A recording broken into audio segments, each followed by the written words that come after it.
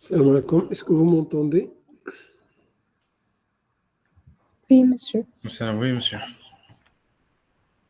Donc, vous n'avez pas posé de questions. Je ne sais pas, est-ce que c'est question du temps? Hein? J'ai trouvé juste une seule question sur le forum. Est-ce que donc c'est une question de temps parce que donc vous n'avez pas le temps pour les mettre ou... Oui, monsieur.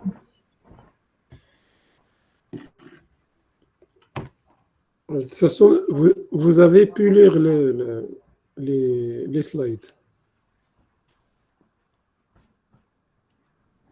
Monsieur, on n'avait pas assez de temps pour lire les slides, monsieur. Parce qu'on avait un cours le matin. J'ai décalé quand même. J'ai dit au lieu de commencer à 13h30, on a commencé donc il est 14h presque 50, ça veut dire il y a quand même du temps. Si, monsieur, on a fait juste une lecture globale, c'est tout. Ok. Donc pour la définition de la disponibilité, je ne vais pas y revenir puisque on l'a déjà expliqué. Alors je passe à ce schéma-là et même si c'est la seule question qui a été posée à ce niveau. Alors lorsqu'on va traiter la question de la disponibilité, il fallait prendre en considération qu'on peut faire appel à plusieurs types de disponibilité. Donc, nous avons la disponibilité intrinsèque, donc ce que vous voyez sur le schéma, et la disponibilité opérationnelle. Et même, on peut parler de la disponibilité prévisionnelle. Donc, c'est à la phase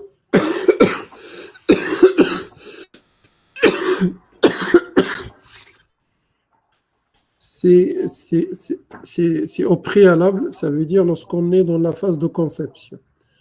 On va concevoir un système, donc on va se projeter dans le futur de ce système-là, et on va considérer quels sont les objectifs qu'on cherche à atteindre en termes de fiabilité, en termes de maintenabilité, et même pour faciliter la logistique et les pièces de rechange. On parle de la... Oui. Monsieur, pardon, vous pouvez accepter les étudiants parce qu'il n'y a pas des emails institutionnels. Pourquoi ils n'ont pas des emails institutionnels? Comment donc ils sont inscrits à l'INSAT sans email institutionnel? Je sais pas, c'est ça qu'ils m'ont demandé de... Vous pouvez les accepter parce qu'ils n'ont pas l'email. Je sais pas pourquoi. De toute façon, il doit y avoir.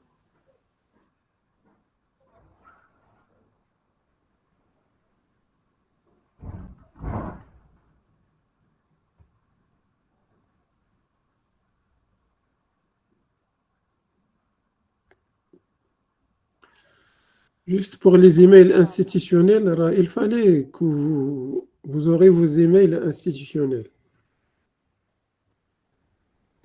Normalement, depuis la première année cycle d'ingénieur, vous utilisez même avant, là, vous utilisez les emails institutionnels. Donc, il fallait régler ce problème-là le plus rapidement possible. Sinon, connectez-vous avec l'email institutionnel, comme ça vous allez accéder sans autorisation.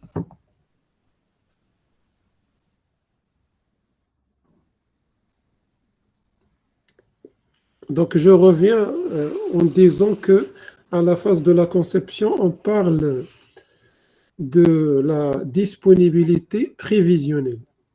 Donc, il a été, ça veut dire fixé par les objectifs en termes de fiabilité, en termes de maintenabilité et même en termes de logistique. Donc, on parle de la fiabilité. Une fois le système, l'équipement, la machine, il a été fabriqué, alors on parle de la disponibilité intrinsèque. Ça veut dire après fabrication, on parle de cette disponibilité. Donc, il est le résultat, j'utilise juste, il est le résultat de la fiabilité, la maintenabilité et la logistique prédéfinie.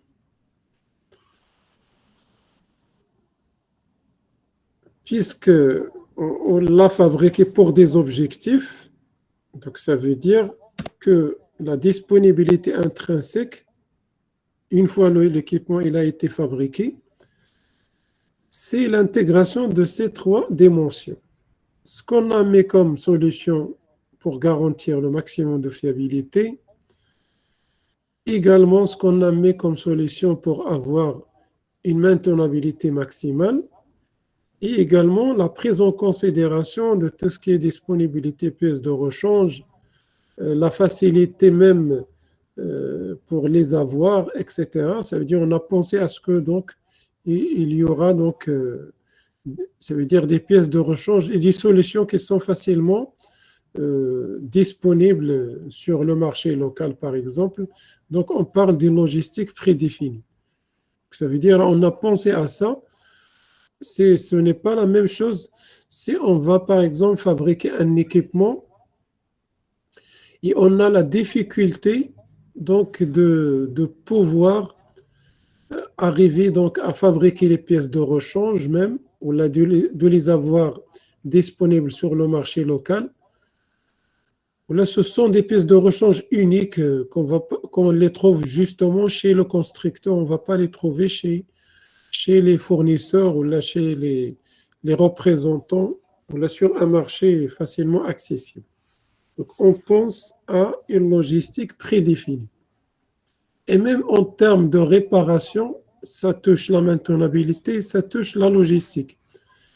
Si on va former les techniciens et si on va mettre à leur disposition la documentation et les outillages, donc au préalable, ça facilite la logistique. Donc tout ça, on l'intègre dans la partie logistique prédéfinie. Alors, l'intégration de la logistique prédéfinie, de la maintenabilité et de la fiabilité une fois l'équipement il a été fabriqué, ça constitue la disponibilité intrinsèque. Lorsqu'une entreprise elle achète un équipement, donc il va l'acheter au départ avec une disponibilité, on l'appelle la disponibilité intrinsèque. Elle est propre à la machine. On ne l'a pas encore, ça veut dire utilisé dans la chaîne de production, donc il dispose d'une disponibilité propre, c'est la disponibilité intrinsèque. Une fois on va l'utiliser, l'équipement il sera opérationnel. À côté de cette disponibilité intrinsèque, la maintenance, il va préparer sa logistique. Donc cette logistique de la maintenance avec ce que nous avons reçu comme disponibilité intrinsèque, ça va constituer par la suite la disponibilité opérationnelle. Donc là, ça veut dire l'entreprise qui exploite une machine, il va mesurer exactement quoi? Il va mesurer la disponibilité opérationnelle.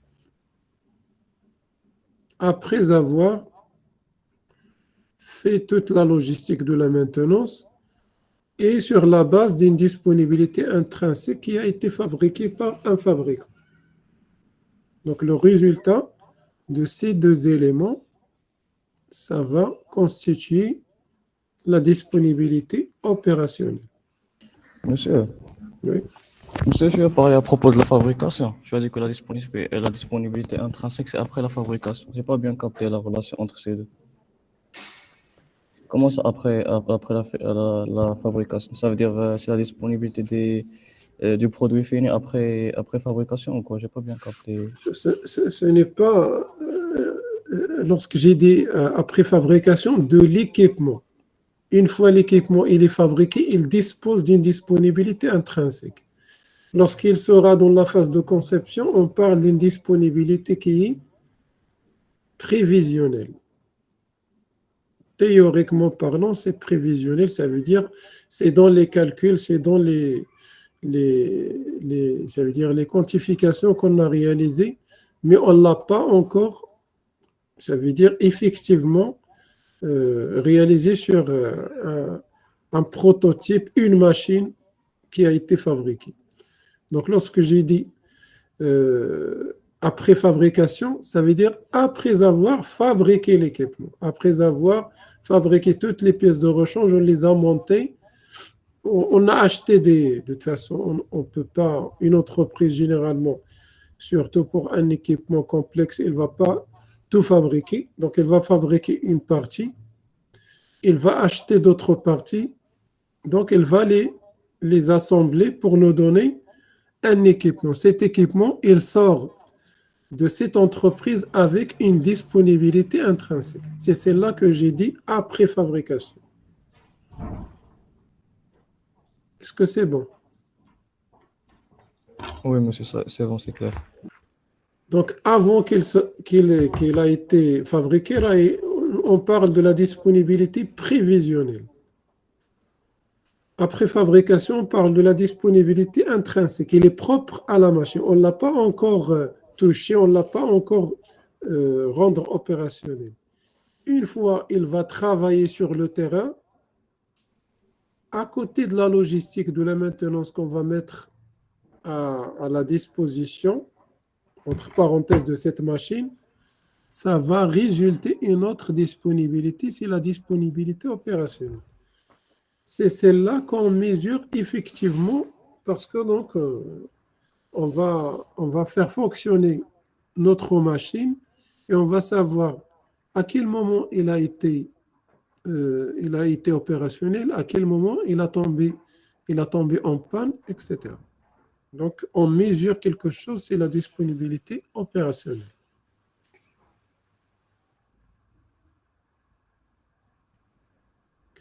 Donc, c'est ça ce que vous allez trouver à ce niveau-là. Alors, je vais insister sur la disponibilité opérationnelle. Donc, puisque c'est à l'exploitant de mesurer cette disponibilité, c'est lui qui va utiliser la machine. Donc, il sera évalué à partir des relevés de temps relatifs à quoi? Relatifs à une période de temps. Donc, je cherche à mesurer la disponibilité journalière. Donc, je peux la connaître. Hebdomadaire. Donc, je peux la connaître. Également, plusieurs mois, un mois, 2 mois, plusieurs mois. Et même, je peux mesurer la disponibilité annuelle. Donc, ça, c'est le premier élément. Deuxième élément, et aussi les temps relatifs au temps d'indisponibilité et également des temps entre défaillances. Et la résultante, c'est cette équation que nous avons ici. Donc, la disponibilité opérationnelle, c'est le rapport entre MTBF divisé par MTBF plus la moyenne des temps d'indisponibilité, qui est forcément un rendement, donc c'est inférieur à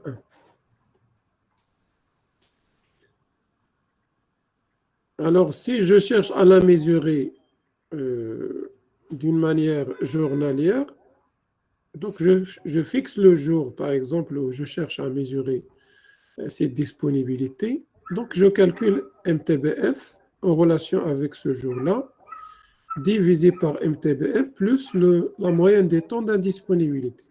Si la machine a été disponible, ça veut dire que j'aurai une disponibilité à 100% égale à 1. Donc ça, c'est le maximum. S'il a tombé en panne pendant quelques minutes ou quelques heures, je fais mes calculs. C'est la même chose pour une semaine. Donc, si je cherche à calculer pendant une semaine, alors c'est la même chose. Je calcule les temps entre défaillances et leur moyenne. Et la même chose, les temps moyens d'indisponibilité, je fais le rapport, j'aurai donc une valeur qui va m'indiquer la disponibilité pendant cette semaine-là. Et c'est la même procédure pour le mois, pour plusieurs mois et pour une année. Alors, je peux l'évaluer pendant ces périodes-là.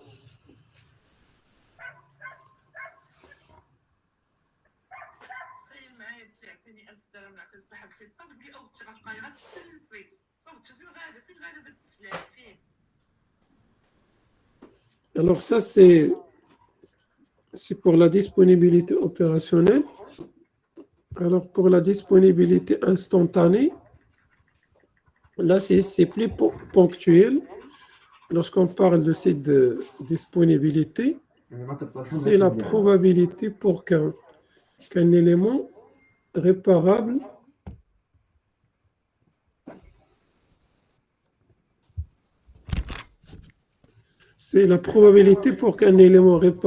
maintienne sa fonction à un moment donné ou à un moment spécifique. Donc ça veut dire, au lieu de parler d'une disponibilité moyenne, on parle d'une disponibilité ponctuelle. Ça veut dire à l'instant t égale à un temps donné, x par exemple, t est égal à x tout simplement. Je cherche donc à savoir la disponibilité de la machine. Et celle-là, il sera de plus en plus demandé, surtout pour les systèmes qui seront supervisés en temps réel. Ça veut dire, à un moment donné, j'aurai la possibilité d'afficher tous les moyens que j'ai sur un pack machine et je vise par exemple un équipement donné. Je cherche c'est quoi donc son état. Donc, s'il est disponible, ça veut dire que j'aurai sa valeur de disponibilité à cet instant-là. Donc, c'est une disponibilité instantanée. Mais pour le travail, ça veut dire d'une manière normale, les industriels, ils ne cherchent pas donc à savoir à chaque instant, mais d'une manière instantanée, la disponibilité. Ce qui les intéresse, c'est d'avoir une disponibilité opérationnelle, donc par exemple pendant une semaine ou là, pendant un mois, une moyenne qui sera donc satisfaisante. Par exemple, on a l'objectif d'avoir une disponibilité mensuelle qui sera égale à 80%. Donc, ça suppose que la machine, elle a perdu 20%, donc en moyen, elle restera fonctionnelle et disponible pendant 80%. Donc, c'est ça, pratiquement parlant, qui intéresse les industriels. Ça veut dire, c'est d'avoir une disponibilité en moyen satisfaisante les objectifs de l'entreprise. Parce que tout est lié. Lorsque vous aurez une disponibilité qui n'est pas satisfaisante, là, vous ne pouvez pas donc satisfaire même le client. Si les machines elles tombent en panne souvent, vous avez par exemple une disponibilité moyenne de 40%. Si vous avez fait des contrats avec des clients, alors vous aurez un grand risque à ne pas donc respecter les délais. Parce que dans 40%, c'est disponible, 60% indisponible.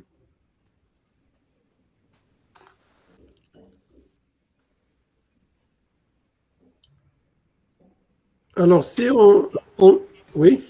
À propos de ce point, est-ce que les entreprises mettent une valeur précise comme critère pour savoir est-ce que l'entreprise est bonne ou pas, c'est-à-dire un niveau de disponibilité? Non, ça dépend des machines, ça dépend du secteur d'activité. Vous allez trouver des secteurs d'activité où la disponibilité elle est très, très élevée. Mais il y a des industries où vous allez trouver que ça veut dire la complexité des machines, la nature de l'activité, vous n'allez pas la trouver en meilleure des valeurs, vous allez trouver vers 60, 70, etc. Non, on n'a pas un standard ou là une valeur qu'on va fixer pour toute industrie ou là pour toute machine. Non. D'accord, merci monsieur. Ça dépend. Même si l'idéal, c'est d'avoir le maximum possible. Ça, c'est l'idéal. C'est d'avoir une disponibilité maximale Ça, c'est ce qu'on cherche. Mais on ne peut pas fixer une valeur auquel toute industrie elle doit converger ou là, elle doit atteindre. Non. Vous pouvez de toute façon le constater. Une fois vous allez, par exemple, comparer par exemple une industrie de câblage avec une industrie, par exemple, qui fabrique d'autres pièces dans le secteur automobile, à part le câblage. Voilà, lorsque vous allez comparer même deux secteurs d'activité, industrie automobile et industrie, par exemple, agroalimentaire ou l'aéronautique. Donc, vous n'allez pas trouver que, en termes de disponibilité, qu'on cherche à fixer des valeurs ou à atteindre des valeurs. L'essentiel, c'est d'arriver quand même à dépasser le minimum demandé par cette industrie.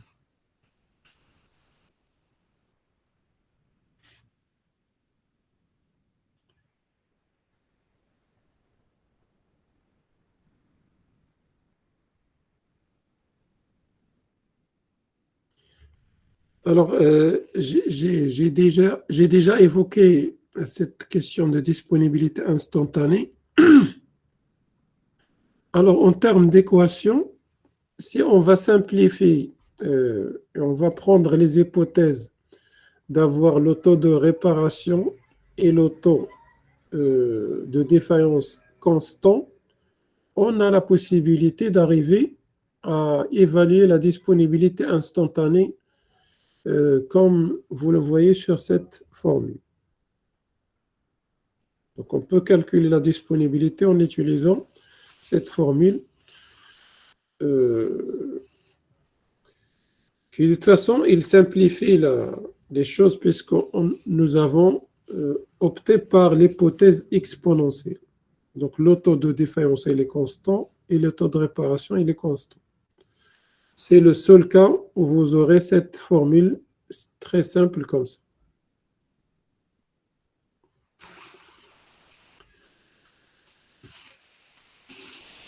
Alors, si on va pousser le temps vers l'infini, donc cet temps vers l'infini, nous aurons la disponibilité égale à quoi? Nu sur nu plus lambda. Donc, ça veut dire cette partie, elle va être nulle. Donc, si elle va être nulle, il va rester que cette partie qui est stationnaire. Et si on va remplacer celle-là par les éléments, ça veut dire MTBF, MTTR, on n'aura que la disponibilité en fin de compte, il sera égal à MTBF sur MTBF plus MTTR. Ça veut dire là, si je reviens à l'équation de la disponibilité opérationnelle, ce temps moyen d'indisponibilité, il sera égal, ou là, il va converger vers le temps moyen de réparation. Ça veut dire le temps où la machine il a été défaillante, c'est juste le temps où on aura besoin de l'utiliser pour la réparer. Donc ça tend vers MTTR.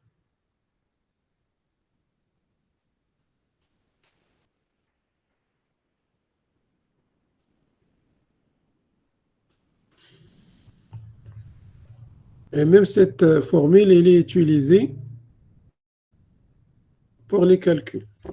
Donc souvent, vous allez trouver que c'est là la plus utilisée. Donc c'est MTBF divisé par MTBF plus MTTR. Ça veut dire on considère que le temps moyen d'indisponibilité, il tend vers le temps moyen de réparation.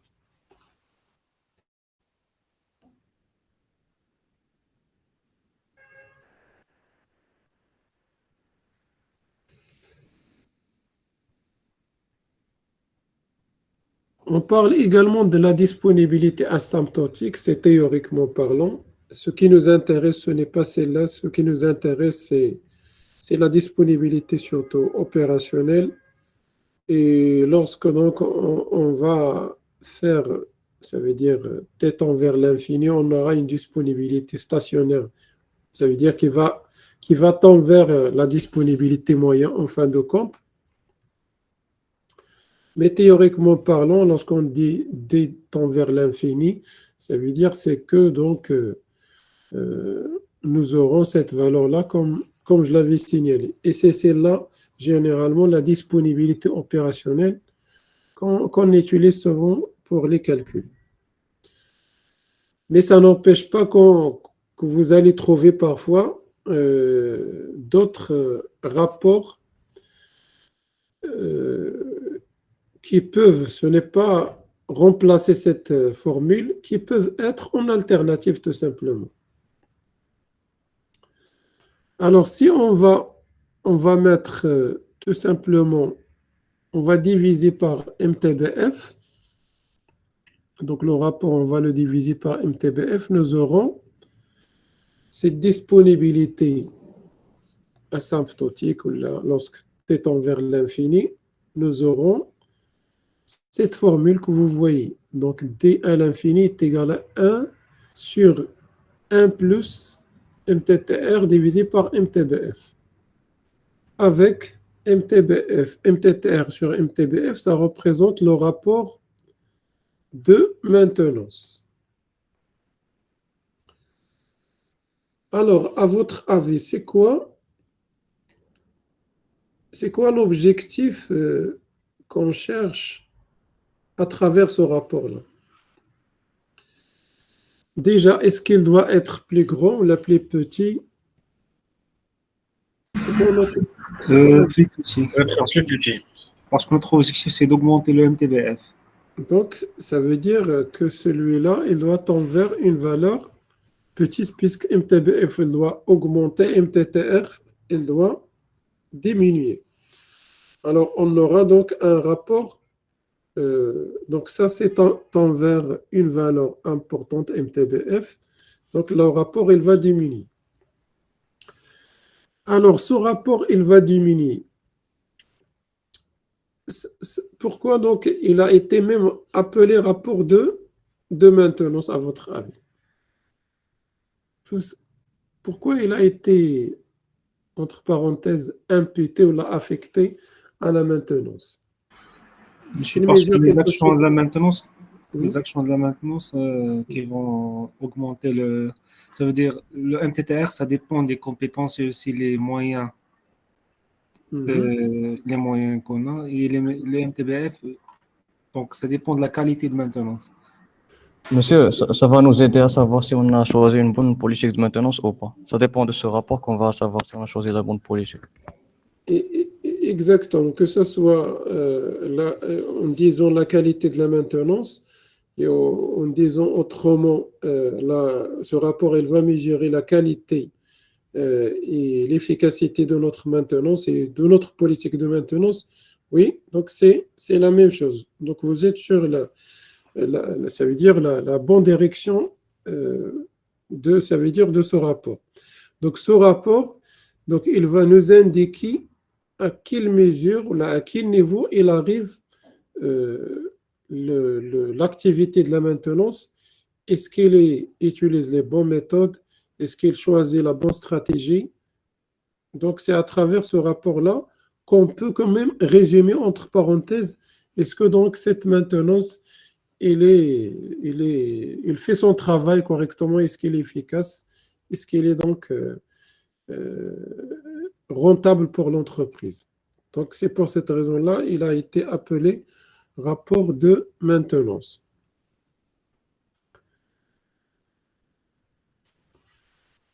Donc ça, c'est juste... et parfois, donc, on cherche à ce que donc, ce rapport soit...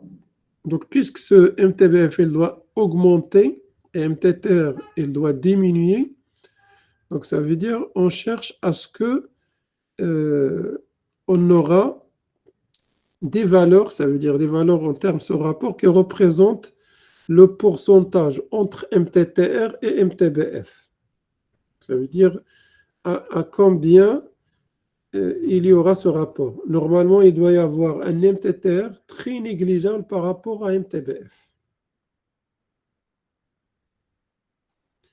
Et vous pouvez le voir si on revient quand même à un schéma.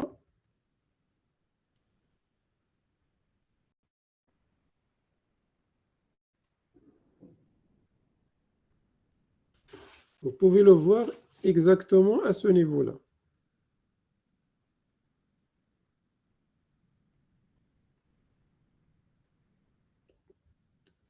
Donc, vous voyez MTTR par rapport à MTBF. Donc, celui-là, il doit être MTTR, il doit être négligeable devant MTBF. Donc, ça veut dire que l'indisponibilité de la machine, elle sera très, très faible par rapport donc, au temps qui va séparer les défaillances. Ça veut dire MTBF il est plus important, ça veut dire nous aurons des défaillances très éloignées et même la machine, lorsqu'elle tombe en panne, on la répare très rapidement, donc le temps MTTR il est très réduit, l'indisponibilité il est très faible.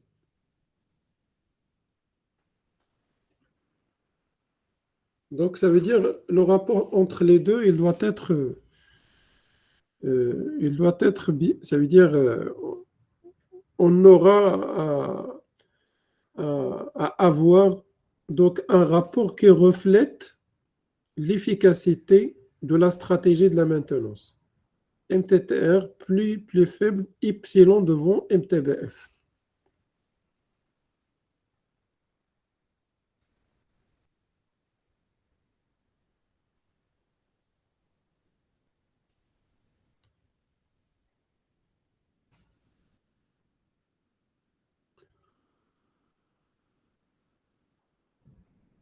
Donc, alors, c'est ça l'utilité lorsqu'on a séparé ce rapport dans l'équation.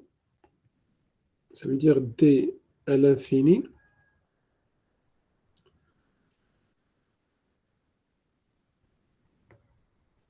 Alors, j'arrive à ce... Je n'ai pas intégré le schéma. Peut-être que je l'avais supprimé sur ces slides. De toute façon, ce n'est pas grave. Alors, je passe à la synthèse de la disponibilité opérationnelle. Lorsqu'on parle de la disponibilité opérationnelle, c'est une construction. Ça veut dire on va la façonner ou là on va la fabriquer entre parenthèses.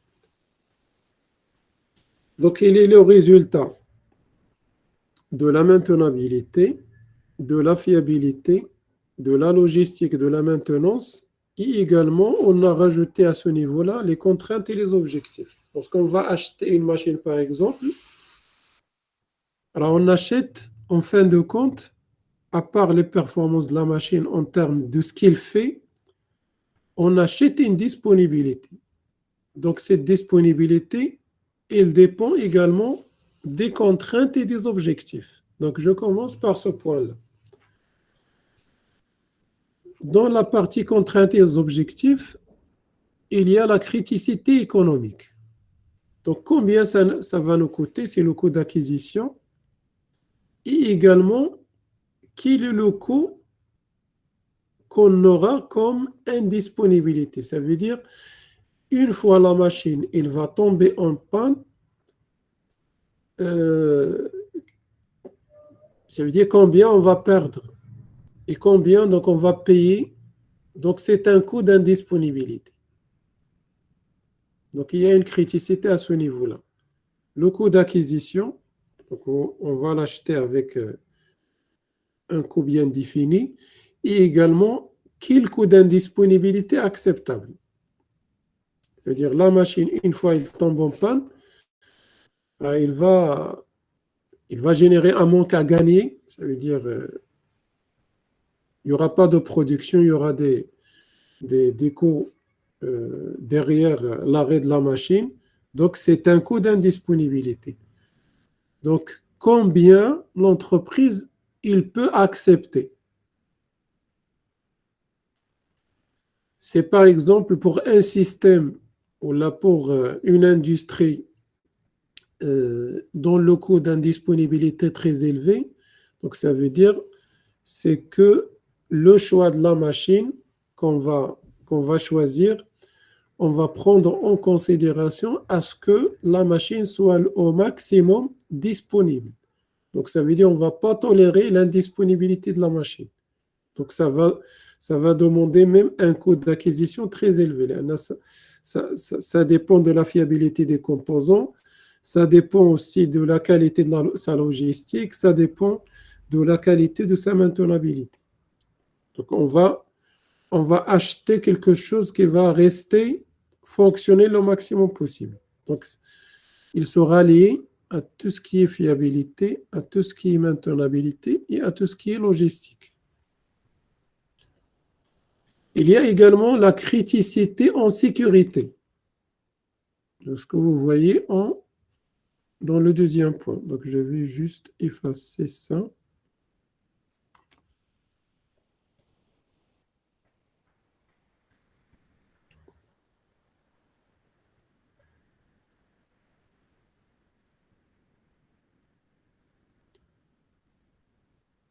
Également, la criticité en sécurité, ça veut dire la sécurité des biens, la sécurité de l'environnement et la sécurité des personnels. Donc, la machine ne doit pas présenter également des problèmes de sécurité pour le personnel, pour l'environnement. Donc, c'est une criticité à ce niveau-là.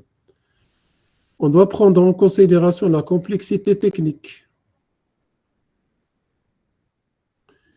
et également les conditions d'exploitation. Donc, dans quelles conditions elle sera exploitée, que ce soit en termes de cadence ou en termes de l'environnement dans lequel elle va se placer.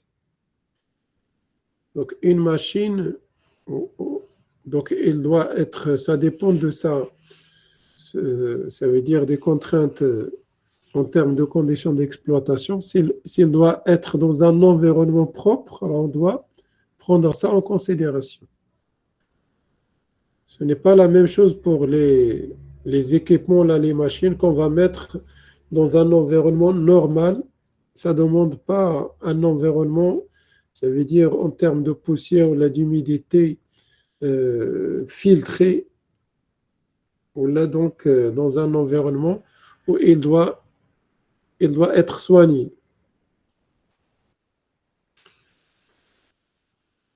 Donc ça, c'est le premier point. Lorsqu'on parle de la disponibilité opérationnelle, il dépend des contraintes et des objectifs. Si on va acheter une machine X, ce n'est pas la même chose pour une machine Y. Donc, on doit prendre en considération les contraintes et les objectifs. Alors, pour la logistique de la maintenance, on parle de deux points, la politique de maintenance et la logistique de la maintenance. Alors, la politique, on peut la résumer à travers plusieurs points. Donc, la planification des interventions, le niveau de préventive par rapport au niveau de corrective. Donc, quel est le pourcentage de préventive par rapport au corrective? Donc, ça veut dire qu'il doit y avoir ce n'est pas un équilibre, mais une politique qui va garantir un maximum de disponibilité, et ça, donc, elle va aussi influencer sur la politique. Ça veut dire, si on veut plus de disponibilité, là, ça va nous demander d'investir sur la machine. Donc, ça va nous demander d'être le préventif plus que le correctif. Il peut y avoir des politiques d'externalisation, ça veut dire la sous-traitance. Qu'est-ce qu'on va sous-traiter comme activité au niveau maintenance? également la stratégie d'approvisionnement des pièces de rechange et des organes de la machine. Donc, quelle est la politique d'approvisionnement qu'on va adopter en fonction de la criticité et en fonction de la consommation des pièces de rechange de cette machine. Donc, cette logistique de la maintenance, il dépend de la politique. Et il dépend aussi de tout ce qui est documentation. Une bonne documentation, ça influence beaucoup sur la logistique. Les compétences et la formation des personnels, la qualité de leur formation et le niveau de leurs compétences, il fait la différence. Les moyens qu'on va mettre à leur disposition et également la disponibilité des pièces de rechange. Donc tout ça, ça va donner et ça va donc combiner vers une logistique de maintenance. Un niveau de logistique de la maintenance.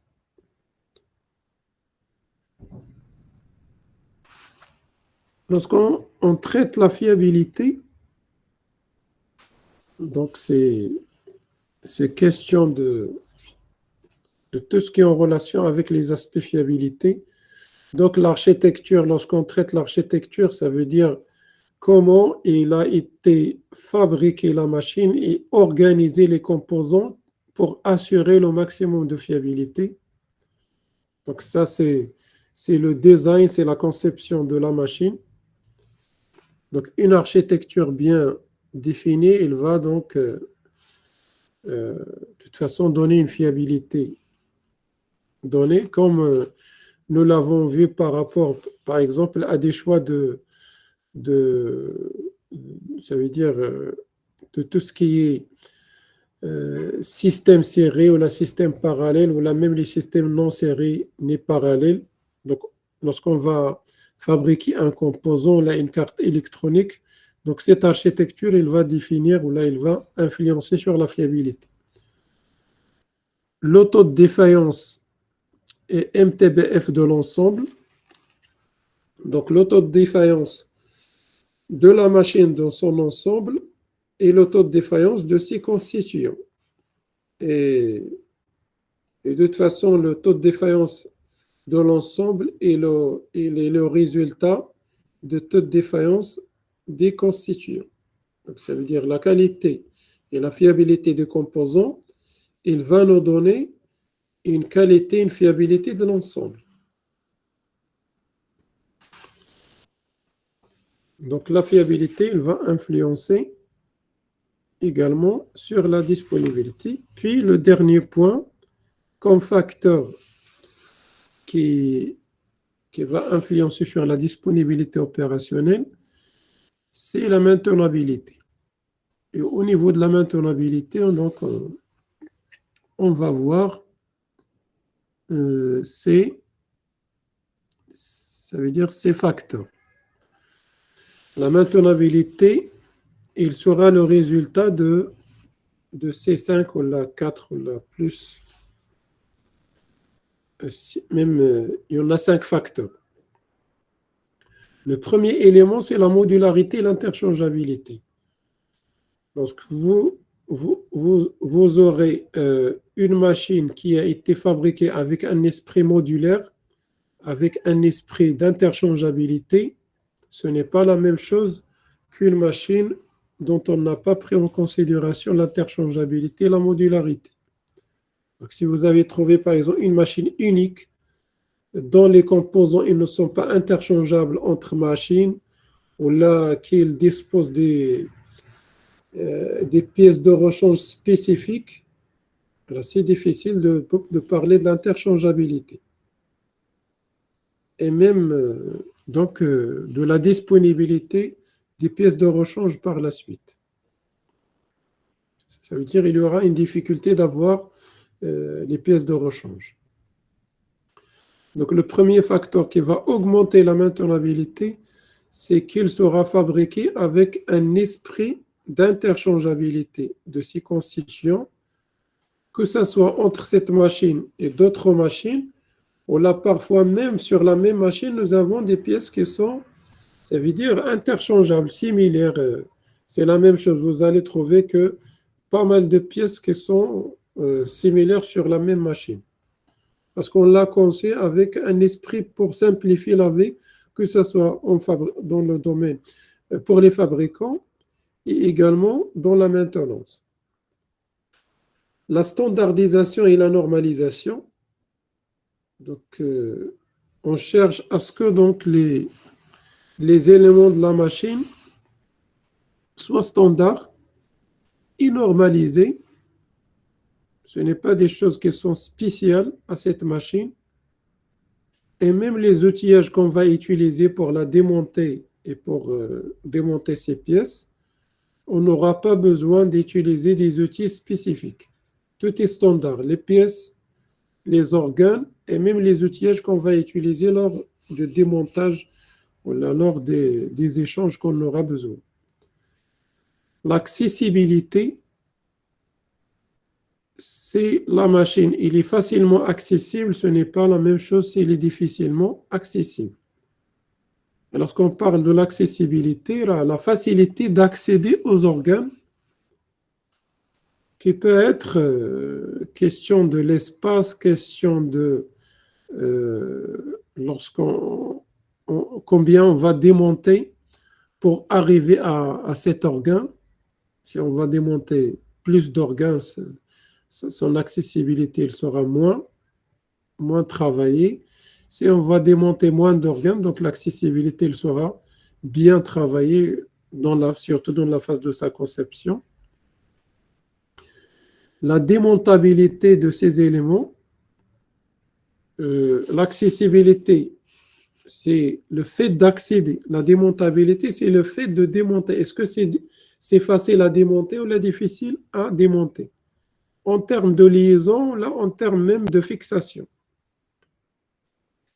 Et le dernier point qui va influencer sur la maintenabilité, c'est la testabilité. Là, la possibilité de détecter les problèmes facilement. Donc, ça veut dire la localisation des pannes. Si la machine elle est équipée des capteurs et des moyens qui facilitent la détection des pannes, donc on a travaillé sa testabilité. Si on n'a pas ces facilités, on n'a pas ces moyens pour localiser les pannes, pour y accéder facilement et connaître l'origine de la panne. Donc, on n'a pas donc travaillé cette testabilité. Donc, le résultat de ces facteurs, une fois ils ont été pris en considération, ils vont influencer sur la maintenabilité, ce qui va également influencer sur la disponibilité opérationnelle. Monsieur, je n'ai pas compris la modularité, interchangeabilité, comment influence sur la maintenabilité.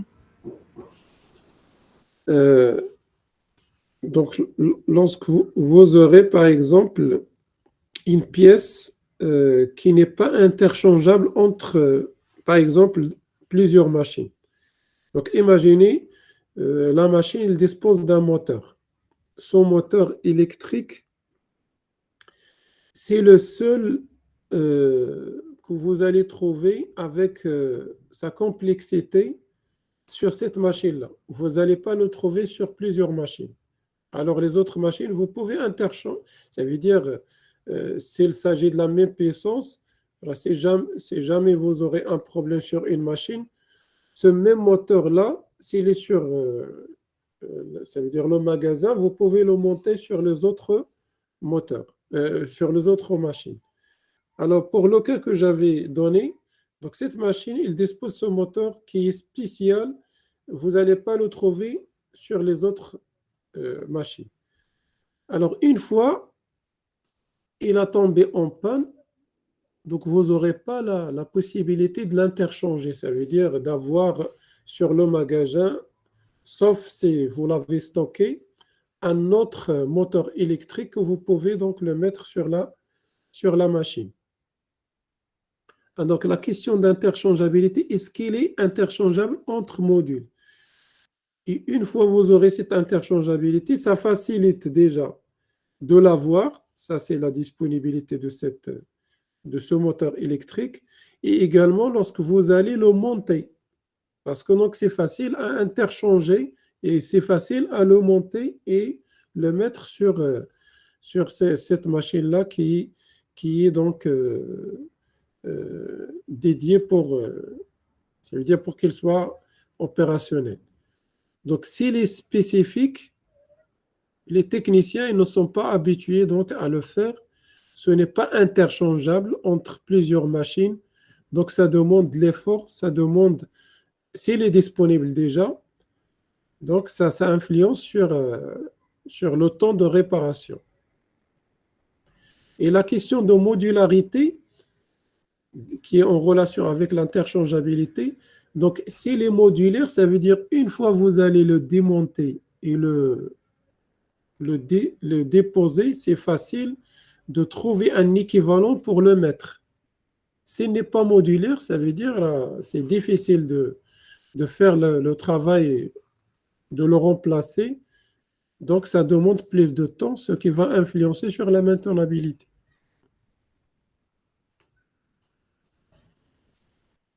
D'accord, monsieur, merci.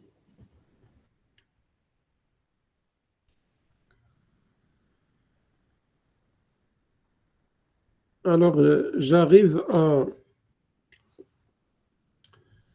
donc à la conclusion et je fais juste la liaison entre cette courbe-là, ce schéma-là que nous avons vu pour le 4e chapitre de la maintenance. On va faire juste la liaison entre la disponibilité opérationnelle et les coûts.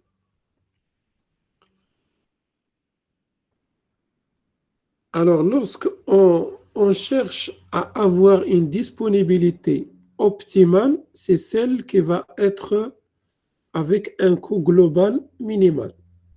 Donc, la disponibilité économique, ça se trouve au centre. Parce que donc, ça va nous demander un coût global de maintenance, le minimum. C'est la disponibilité économique. Mais parfois, on peut donc se trouver dans cette zone-là. Donc, ça va nous demander de dépenser plus pour avoir le maximum de disponibilité. Donc, ce n'est pas une disponibilité économique, mais donc c'est une disponibilité qui va nous demander plus d'investissement. On va investir sur la maintenance. On aura tendance à avoir plus, ça veut dire, de préventif pour garantir le maximum de disponibilité. Donc, il aura un coût. Donc, on va se placer ici. Et c'est également, on peut se placer à ce niveau-là si on n'a pas donc, on n'a pas donné plus d'intérêt à cette disponibilité de la machine. Donc, on aura plus d'arrêt, donc moins de disponibilité. Donc, on n'a pas donné plus d'importance. C'est pour cette raison-là, on aura une disponibilité qui sera faible. Donc, il est en relation avec quoi? Il est en relation avec l'investissement qu'on va réaliser. Donc, l'optimal, ça se trouve au centre. Mais parfois, dans certains cas, on est obligé d'investir pour avoir le maximum de disponibilité, même si le coût, il peut être plus élevé que l'optimal. C'est-à-dire, je me place par exemple dans cette zone-là. Je ne vais pas me placer à ce niveau-là. Ça veut dire je dépasse l'optimal un petit peu pour avoir le maximum de disponibilité, mais avec un coût qui va être élevé par rapport à la disponibilité économique.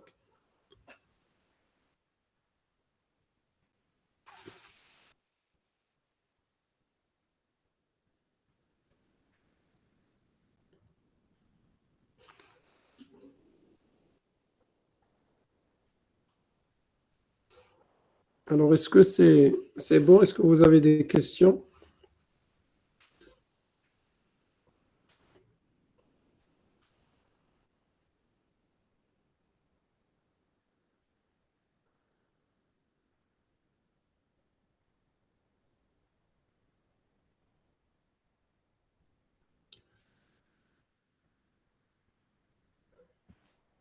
Alors, je vous donne un quart d'heure pour une pause. Là, je ne me sens pas à l'aise quand même. Et pour vous puissiez digérer quand même ce que nous avons, ce que j'avais présenté jusqu'à ce slide-là, puis on va reprendre.